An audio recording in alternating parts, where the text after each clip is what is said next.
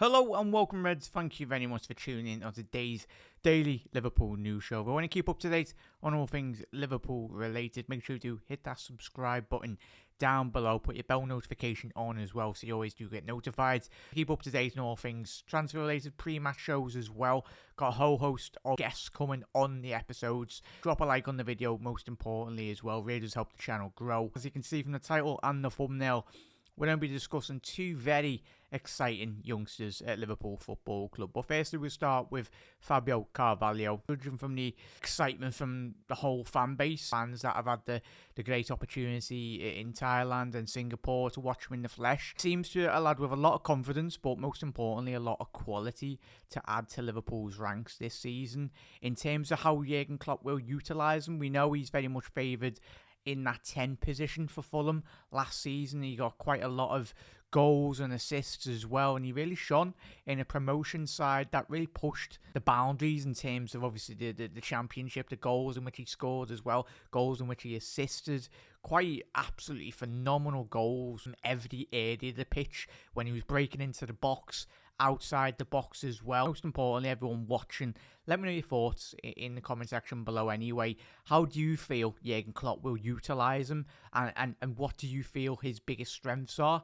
If there's any Fulham fans or if there's any people that probably watch a bit more than probably me or you watching, please do let us know. But he is a player that will be ticking all the right boxes in the right areas. It's where he's going to be playing in this Liverpool system as well. We've seen in pre-season, I know it's not a lot of games, Liverpool losing Sadio Mane down that left wing. We know Sadio did push in to that centre area. Obviously, we've seen him lead the line in the Champions League. Carvalho's a 10, but he can play in that left central midfield as well. We know his qualities. We've seen the brief glimpses. It'd be intriguing to see how he does adapt to the Premier League, but I don't feel he will struggle. I think he's got all the qualities, the close ball control, the confidence, most importantly. I think it for any player, whether or not you're playing for Liverpool or any big Premier League team, you need confidence to shine, and the world's best elite youngsters, they have abundance of confidence. Carvalho playing down that left wing potentially as well. It's another great option in terms of Liverpool were to, within a game, if we're struggling with a 4-3-3, not that many times that we've struggled within a game, but it provides that opportunity for Jurgen Klopp as well. As we said, Bobby can play in that 10 position. Carvalho, that's his main position, in behind the striker. Him and Mitrovic had a very good understanding in last season anyway, and that was due to the abundance of the sheer goals in which Mitrovic did score. The movement in and around Carvalho in this Liverpool team, he's got the Núñez, got that pace to run in behind, and as we see him for their fourth goal, I think that was a great example of things potentially what is to come for Liverpool in terms of Carvalho skipping past the midfielder. Yes, it's pre-season, but it gives us a little glimpse into what is to expect of this season. He broke the line, and then he just waited for that right run from Núñez, broken in from that left-hand side. Is more favourable position, Núñez, in terms of cutting into this left central channels as well. Carvalho, the weight of pass was absolutely fantastic, but it's probably a sign of things to come, and the excitement level as well. It's one thing playing with Fulham, but when you come to an elite environment in which Liverpool will have for Fabio, in terms of Mohamed Salah down that right, Núñez, as I've said, through the middle, Diaz, the pace, the electricity he has down the byline, and then you got players like Thiago Alcantara, who most importantly, what a player to laying off Carvalho. He's going to be laying in, day out, off a player like Thiago. He's been there, done that for the best part of his career, and similar with James Milner as well. Obviously, Thiago's won a lot more than James Milner, but in terms of the professionalism from James Milner, he will learn that in every aspect of his game, and obviously the quality in which James Milner will possess on the pitch as well. So he's got two great players and teammates really to learn off at different aspects. It's part and parcel being a Premier League footballer, but a modern day football in this environment in which social media is. And I think there will be the odd muppet on social media if Carvalho doesn't have the best game this season. And similar with Núñez, it's difficult when you live in society, when you've got when players are glued to social media. They grew up in that environment as youngsters as well, like a lot of my generation. So it's impossible for them not to check social media. But having players like Thiago, Mo Salah as well, Bobby Firmino, people that you can learn off and naturally understand, and even Trent's, it's still mad that Trent's still quite a young player in terms of development, but he's been there, done that. Trent broke in from a very early age. He's already been to 3 European Cup finals in the Champions League at his young age, and he'll be given Carvalho. You could look at Trent to a certain extent as being one of the senior members in Liverpool's squad now, which is absolutely fantastic. And quickly touching on Harvey Elliott as well, both of them, both coming from Fulham, and it probably will help him a lot more, Fabio, that he has got Harvey Elliott to come through the Fulham Academy at a similar age as well, so their understanding in terms of their in-game developments, in terms of going forward for Liverpool as we progress and post Mohamed Salah in the odd couple of years' time anyway, like 3-4 years, once Mo does potentially retire. But Carvalho was a player for the here and now, most importantly. But it's the excitement, Reds, in it. I tell you what, a lot of people have mentioned Felipe Coutinho.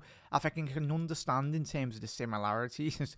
Both players, when Coutinho come from Inter Milan, he was known. He had a couple of spells at Espanyol and Everton, but I think the impact in which Coutinho had, the link-up play between him and Sturridge, Coutinho didn't take a long time to really get used to the Premier League and the flow, but his quality shone throughout his Liverpool career as well, even before he did go to Barcelona. It's quite sad that he hasn't worked out anyway, but grass is always green on the other side. But we got some decent money. We're still using that Coutinho money, aren't we?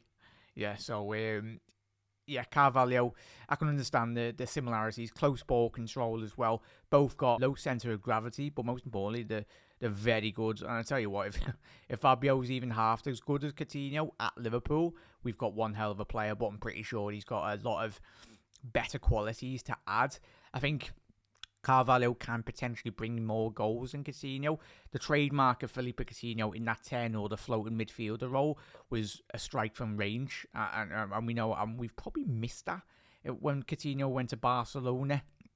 I think bringing in Ox at that time, he had that bit about him. We seen that in the goal against Manchester City prior to him getting injured against Roma. Ox was potentially that player that could strike from outside the box, but I think Carvalho can add this to Liverpool's game. It adds another element, especially if you've got a midfielder. If it's Carvalho, Thiago, Henderson to an extent as well. We know Fabinho loves a good crack from outside the box. So an element to really create more space for Nunes if Fabio's shooting from range, cuts in from the left-hand side as well. We know Diaz will be the first choice left winger, but it's having that option. And as we said, the more options Jurgen Klopp has, the more opposition managers can sometimes second guess. And with the 5 substitutions rule, him, Harvey Elliott as well, and a lot of the Liverpool youngsters, and most importantly, a couple of the senior players as well, will be getting a lot more minutes. In times, everyone, I cannot wait to see Fabio in a red shirt in the Premier League, most importantly. I think he's going to hit the ground running. If you agree or disagree, please do let us know in the comment section below. Most importantly as well, everyone, I'm excited. Fabio, he's got the whole world at his shoulders. He's got every single Liverpool fan round the globe backing you, Fabio. But all the best to you, mate. I'm pretty sure he'll hit the ground running, and he's in the right environment, and he's getting managed by Jurgen Klopp, so not too bad. But Reds, have a lovely rest of your day. If you enjoyed today's episode, make sure you do hit that subscribe button down below and drop a like on the video. Really does help the channel grow. Really do appreciate all the support on recent weeks as well. As always, Reds, we'll be having our Salzburg post-match out very soon, and obviously the pre-match build-up very soon as well, so keep an eye on the channel for that. Make sure you smash that notification bell so you're always doing notified when a video does go live. If you haven't already done so, smash that like button. Takes 2 seconds. Really do appreciate it. And well in Paddy the Baddie, winning in the UFC. Absolute bloody legends. But Reds, you never walk alone, and I'll see you in another episode. Ta-da.